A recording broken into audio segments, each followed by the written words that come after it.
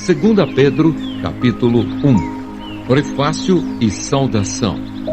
Simão Pedro, servo e apóstolo de Jesus Cristo, aos que conosco obtiveram fé, igualmente preciosa na justiça do nosso Deus e Salvador Jesus Cristo, graça e paz vos sejam multiplicadas no pleno conhecimento de Deus e de Jesus, nosso Senhor.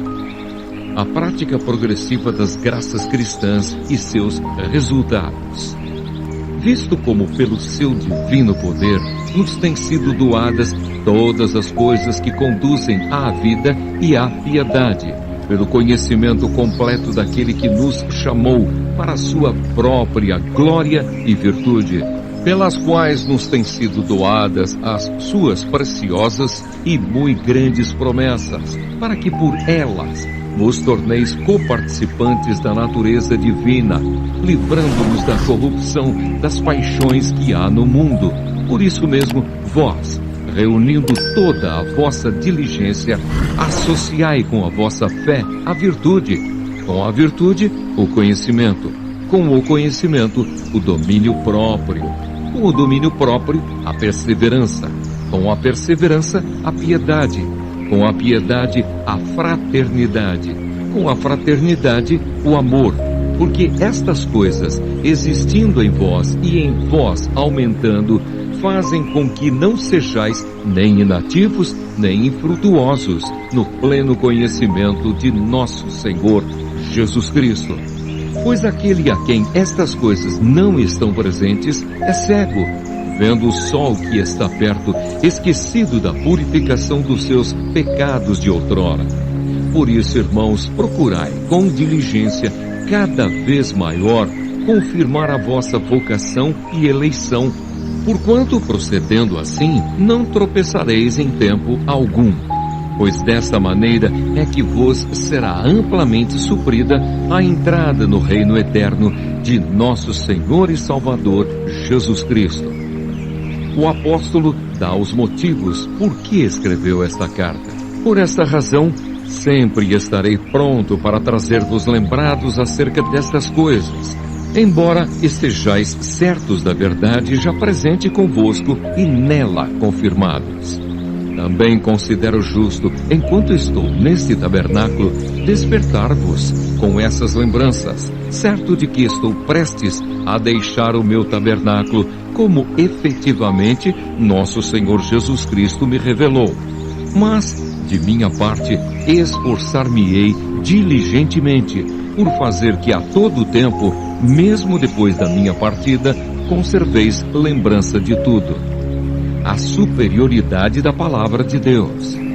Porque não vos demos a conhecer o poder e a vinda de nosso Senhor Jesus Cristo, seguindo fábulas engenhosamente inventadas, mas nós mesmos fomos testemunhas oculares da sua majestade, pois ele recebeu, da parte de Deus Pai, honra e glória, quando pela glória excelsa lhe foi enviada a seguinte voz: Este é o meu Filho amado, em quem me comprazo. Ora, esta voz, vindo do céu, nós a ouvimos quando estávamos com ele no Monte Santo. Temos assim tanto mais confirmada a palavra profética, e fazeis bem em atendê-la como a uma candeia que brilha em lugar tenebroso, até que o dia clareie e a estrela da alva nasça em vosso coração, sabendo primeiramente isto, que nenhuma profecia da Escritura provém de particular elucidação, porque nunca jamais qualquer profecia foi dada por vontade humana. Entretanto, homens santos falaram da parte de Deus, movidos pelo Espírito Santo. 2 Pedro, capítulo 2. Os falsos mestres, seu caráter, obras e justo castigo. Assim como no meio do povo surgiram falsos profetas, assim também haverá entre vós falsos mestres, os quais introduzirão dissimuladamente heresias destruidoras, até ao ponto de renegarem o soberano Senhor que os resgatou, trazendo sobre si mesmos repentina destruição. e muitos seguirão as suas práticas libertinas, e por causa deles será infamado o caminho da verdade.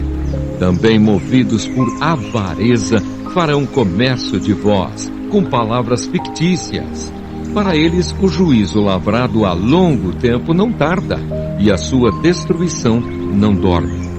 Ora, se Deus não poupou anjos quando pecaram, antes, precipitando-os no inferno, os entregou a abismos de trevas, reservando-os para juízo, e não poupou o mundo antigo, mas preservou a Noé, pregador da justiça, e mais 7 pessoas, quando fez vir o dilúvio sobre o mundo de ímpios, e reduzindo a cinzas as cidades de Sodoma e Gomorra, ordenou-as à ruína completa, tendo-as posto como exemplo a quantos venham a viver impiamente, e livrou o justo Ló, afligido pelo procedimento libertino daqueles insubordinados, porque este justo, pelo que via e ouvia, quando habitava entre eles, atormentava a sua alma justa cada dia, por causa das obras iníquas daqueles.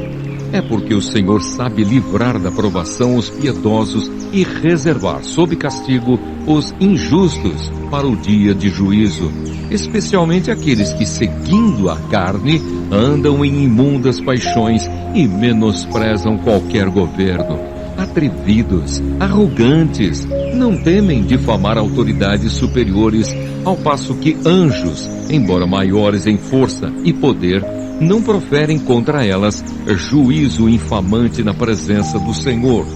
Esses, todavia, como brutos irracionais, naturalmente feitos para presa e destruição, falando mal daquilo em que são ignorantes, na sua destruição também hão de ser destruídos, recebendo injustiça por salário da injustiça que praticam, considerando como prazer a sua luxúria carnal em pleno dia, quais nódoas e deformidades eles se regalam nas suas próprias mistificações, enquanto banqueteiam junto convosco, tendo os olhos cheios de adultério e insaciáveis no pecado, engodando almas inconstantes, tendo o coração exercitado na avareza, filhos malditos, abandonando o reto caminho, se extraviaram, seguindo pelo caminho de Balaão, filho de Beor, que amou o prêmio da injustiça, recebeu, porém, castigo da sua transgressão, a saber, um mudo animal de carga, falando com voz humana, refreou a insensatez do profeta. Esses tais são como fontes sem água, como névoas impelidas por temporal. Para eles está reservada a negridão das trevas, porquanto, proferindo palavras jactanciosas de vaidade, engodam com paixões carnais por suas libertinagens aqueles que estavam prestes a fugir dos que andam no erro, prometendo-lhes liberdade quando eles mesmos são escravos da corrupção. Pois aquele que é vencido fica escravo do vencedor. Portanto, se depois de terem escapado das contaminações do mundo, mediante o conhecimento do Senhor e Salvador Jesus Cristo, se deixam enredar de novo e são vencidos, tornou-se o seu último estado pior que o primeiro. Pois melhor lhes fora nunca tivessem conhecido o caminho da justiça do que, após conhecê-lo, volverem para trás, apartando-se do santo mandamento que lhes fora dado. Com eles aconteceu o que diz certo adágio verdadeiro: o cão voltou ao seu próprio vômito, e a porca lavada voltou a revolver-se no lamaçal. 2 Pedro, capítulo 3. A vinda do Senhor e o seu significado. Amados, esta é agora a segunda epístola que vos escrevo. Em ambas procuro despertar com lembranças a vossa mente esclarecida, para que vos recordeis das palavras que anteriormente foram ditas pelos santos profetas, bem como do mandamento do Senhor e Salvador, ensinado pelos vossos apóstolos, tendo em conta, antes de tudo, que nos últimos dias virão escarnecedores com os seus escárnios, andando segundo as próprias paixões e dizendo: onde está a promessa da sua vinda? Porque desde que os pais dormiram, todas as coisas permanecem como desde o princípio da criação. Porque deliberadamente esquecem que de longo tempo houve céus bem como terra, a qual surgiu da água e através da água pela palavra de Deus, pela qual veio a perecer o mundo daquele tempo afogado em água. Ora, os céus que agora existem e a terra, pela mesma palavra, têm sido entesourados para fogo, estando reservados para o dia do juízo e destruição dos homens ímpios. Há, todavia, uma coisa, amados, que não deveis esquecer, que para o Senhor um dia é como 1000 anos, e 1000 anos como um dia.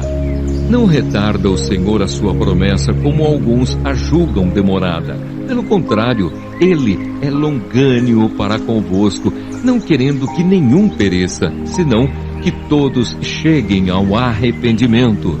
Virá, entretanto, como ladrão o dia do Senhor, no qual os céus passarão com estrepitoso estrondo, e os elementos se desfarão abrasados. Também a terra e as obras que nela existem serão atingidas, visto que todas essas coisas hão de ser assim desfeitas. Deveis ser tais como os que vivem em santo procedimento e piedade, esperando e apressando a vinda do dia de Deus, por causa do qual os céus incendiados serão desfeitos, e os elementos abrasados se derreterão. Nós, porém, segundo a sua promessa, esperamos novos céus e nova terra, nos quais habita a justiça. O cristão deve esperar o Senhor, viver vida reta, estudar as Escrituras e crescer em Cristo. Por essa razão, pois, amados, esperando estas coisas, empenhai-vos por serdes achados por Ele em paz, sem mácula e irrepreensíveis, e tende por salvação a longanimidade de nosso Senhor, como igualmente o nosso amado irmão Paulo vos escreveu, segundo a sabedoria que lhe foi dada, ao falar acerca destes assuntos, como de fato costuma fazer em todas as suas epístolas, nas quais há certas coisas difíceis de entender que os ignorantes e instáveis deturpam, como também deturpam as demais escrituras, para a própria destruição deles. Vós, pois, amados, prevenidos como estáis de antemão, acautelai-vos. Não suceda que, arrastados pelo erro desses insubordinados, descaiais da vossa própria firmeza. Antes, crescei na graça e no conhecimento de nosso Senhor e Salvador, Jesus Cristo. A Ele seja a glória, tanto agora como no dia eterno.